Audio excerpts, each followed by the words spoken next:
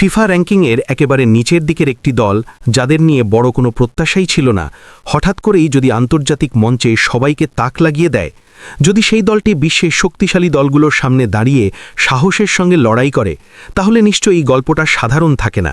ঠিক তেমনই এক গল্প এখন লিখছে বাংলাদেশ নারী ফুটবল দল। আর সেই গল্পের নেপথ্যে রয়েছে পরিশ্রম, আত্মবিশ্বাস আর এক নতুন যুগের সূচনা। নারী এশিয়ান কাপে মাঠে নামার আগে বাংলাদেশের মেয়েরা ছিল টুর্নামেন্টের র্যাঙ্কিং অনুযায়ী সবচেয়ে পিছিয়ে থাকা দলগুলোর একটি। ফিফা র্যাঙ্কিংয়ে তাদের অবস্থান ছিল ১১২। অন্যদিকে ঠিক পাশের দেশ ভারত ছিল অনেক এগিয়ে, তাদের র্যাঙ্কিং ৬৭। এই তথ্যটা বলার পেছনে একটা কারণ আছে, কারণ আন্তর্জাতিক ফুটবলে র্যাঙ্কিংয়ের পার্থক্যই অনেক সময় বলে দেয় কোন দল কতটা শক্তিশালী বা কতটা এগিয়ে। কিন্তু ফুটবল সবসময় হিসেবের খেলা নয়, কখনো কখনো মাঠেই বদলে যায় সব সমীকরণ। কিছুদিন আগেই বাংলাদেশকে কঠিন বাস্তবতার মুখোমুখি হতে হয়েছিল।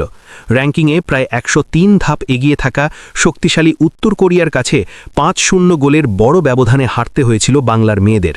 সেই ম্যাচের পর অনেকের মনেই প্রশ্ন জেগেছিল, বাংলাদেশ কি সত্যি আন্তর্জাতিক ফুটবলের বড় মঞ্চে নিজেদের জায়গা করে নিতে পারবে?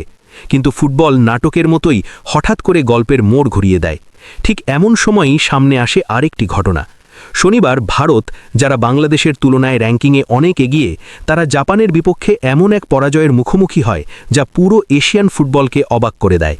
জাপানের কাছে ভারত হারে ১১-০ গোলের বিশাল ব্যবধানে। এই ফলাফল অনেককেই নতুন করে ভাবতে বাধ্য করেছে, আসলে র্যাঙ্কিং সবসময় সব কিছু বোঝায় না। তবে একটা বিষয় এখানে পরিষ্কার করে বলা জরুরি, এই আলোচনার উদ্দেশ্য কিন্তু ভারত আর বাংলাদেশের নারী ফুটবল দলের মধ্যে তুলনা করা নয়, কিংবা কে কার চেয়ে ভালো সেটা প্রমাণ করা নয়। বরং এই গল্পের মূল উদ্দেশ্য হচ্ছে গত কয়েক বছরে বাংলাদেশ নারী ফুটবল যে অবিশ্বাস্য উন্নতি করেছে সেই যাত্রাটাকে তুলে ধরা। কারণ কয়েক বছর আগেও আন্তর্জাতিক ফুটবলের বড় মঞ্চে বাংলাদেশের মেয়েদের নিয়ে খুব একটা কথা হতো না, বরং অনেক সময় তাদেরকে অবহেলা করা হতো, তুচ্ছ তাচ্ছিল্য করা হতো। কিন্তু সময় বদলেছে, আর সেই বদলের সবচেয়ে বড় প্রমাণ এখনকার বাংলাদেশ নারী ফুটবল দল।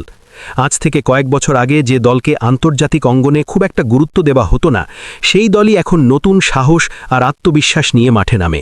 মনিকা, ঋতুপর্ণা, আনিকা, এই তরুণ তারকারা এখন শুধু বাংলাদেশের প্রতিনিধিত্বই করছেন না, তারা পুরো এশিয়ান ফুটবলকে দেখাচ্ছেন এক নতুন সম্ভাবনার গল্প। আর সেই পরিবর্তনের পেছনে বড় ভূমিকা রেখেছেন কোচ পিটার বাটলার। তার অধীনে এসে যেন একেবারে নতুন রূপে জেগে উঠেছে বাংলার মেয়েরা। মাঠে তাদের গতি, কৌশল আর লড়াই করার মানসিকতা সবকিছুই যেন বদলে গেছে। এশিয়া কাপের কথাই যদি ধরা হয়, তাহলে শুরুটা ছিল বেশ আশাব্যঞ্জক। প্রথম ব্যাচে শক্তিশালী চীনের বিপক্ষে যেভাবে দুর্দান্ত ফুটবল খেলেছিল আনিকা, ঋতুপর্ণারা, তা দেখে অনেকেই অবাক হয়ে গিয়েছিল। বিশ্বের ফুটবল প্রেমীরাও সেই ম্যাচে বাংলাদেশের সাহসী পারফরম্যান্সে মুগ্ধ হয়েছিল। কিন্তু এরপর উত্তর কোরিয়ার কাছে ৫-০ গোলে হারের পর আবারও কিছুটা হতাশা ফিরে আসে। অনেকেই ভাবতে শুরু করেছিলেন হয়তো আগের পারফরম্যান্সটা কেবলই একটা ক্ষণিকের ঝলক ছিল। কিন্তু বাস্তবতা বলছে ভিন্ন কথা, কারণ ফুটবলে শুধু জেতাই সব কিছু নয়, কখনো কখনো লড়াই করাটাই বড় বিষয় হয়ে দাঁড়ায়। আর সেই জায়গাতেই বাংলাদেশ নিজেদের আলাদা করে তুলছে। যখন দেখা গেল ভারত জাপানের কাছে ১১-০ গোলের বড় ব্যবধানে হারল, তখন অনেকেই বুঝতে পারল বাংলাদেশ কিন্তু প্রতিপক্ষের শক্তি অনুযায়ী খারাপ খেলেনি, বরং অনেক ক্ষেত্রেই তারা লড়াই করার মানসিকতা দেখিয়েছে। র্যাঙ্কিংয়ের তলানিতে থাকা একটি দল যখন এমন লড়াকু ফুটবল উপহার দেয়, তখন সেটা কেবল সাময়িক কোনো চমক নয়, বরং সেটা হয়ে ওঠে এক নতুন স্বপ্নের সূচনা। আজকের বাংলাদেশ নারী ফুটবল দল আর আগের সেই ভীতু দল নয়, যারা বড় দলের সামনে দাঁড়াতে ভয় পেত। এখন তারা সাহসের সঙ্গে লড়াই করে, নিজেদের সেরাটা দেওয়ার চেষ্টা করে। মাঠের প্রতিটি মুহূর্তে দেখা যায় তাদের আত্মবিশ্বাস আর দৃঢ়তা। পিটার বাটলারের শিষ্যরা যেন বুঝিয়ে দিচ্ছে ফুটবলে অসম্ভব বলে কিছু নেই। কঠোর পরিশ্রম আর সঠিক দিক নির্দেশনা থাকলে যে কোনো দলই নিজেদের ভাগ্য বদলে দিতে পারে। বাংলাদেশ নারী ফুটবলের এই পরিবর্তন আসলে একটি দীর্ঘ যাত্রার ফল। অনুশীলন, পরিশ্রম আর আত্মবিশ্বাস, এই তিনটি বিষয়ই আজ তাদের সবচেয়ে বড় শক্তি হয়ে দাঁড়িয়েছে। আর সেই শক্তির জোরেই তারা এখন এশিয়ান ফুটবলকে নতুন এক বার্তা দিচ্ছে। সেই বার্তা হলো বাংলাদেশকে আর হালকাভাবে নেওয়ার সুযোগ নেই।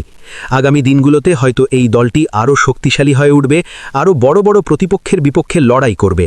আর হয়তো একদিন এই লাল সবুজের পতাকাই উড়বে বিশ্ব ফুটবলের সবচেয়ে বড় কোনো মঞ্চে।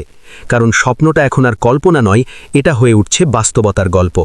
বিশ্ব ফুটবল আজ আর বাংলাদেশকে তুচ্ছ-তাচ্ছিল্য করে না, বরং নতুন চোখে নতুন সম্মানের সঙ্গে দেখতে শুরু করেছে। আর সেটাই হয়তো বাংলাদেশের নারী ফুটবলের সবচেয়ে বড় অর্জন।